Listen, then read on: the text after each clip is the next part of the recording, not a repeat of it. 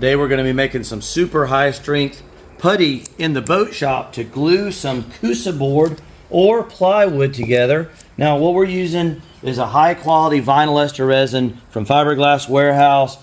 We're going to be using a little bit of fumed silica. It's a very lightweight powder.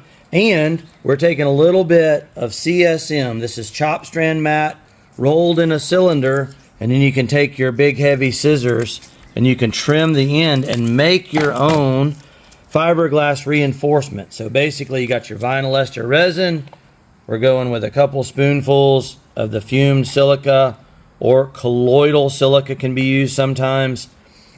Going to use a nice pinch of the cut fibers, and we're going to kind of cut that into the mix until it thickens up into a nice structural putty. So that's what we got here today.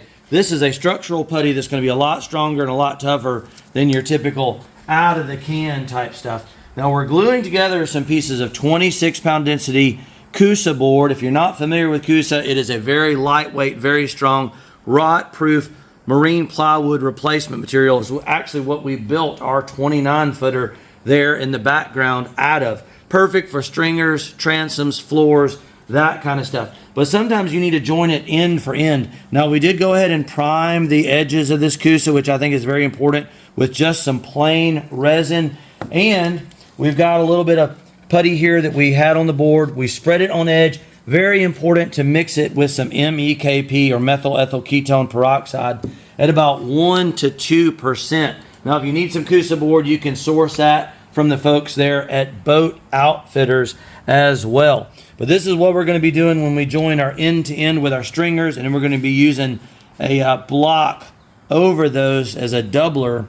But basically, you're going to put those together nice and easy. Just get a little bit of squeeze out on either side. You don't have to go crazy squeezing out all the material. And I'm using a little bit of black trash bag there just so that this does not stick to my work table.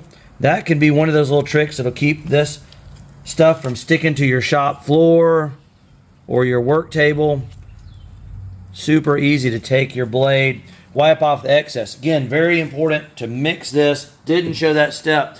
And that's what we're going to be doing here. We're actually getting ready to assemble the stringers for our project boat, which is here in the background. Already done a transom, in the process of replacing the stringers. We're going to be putting a floor in this thing and a ton of other work. If you want to see how we do it professionally, boat builder grade, check out our YouTube channel, Fish Bump TV.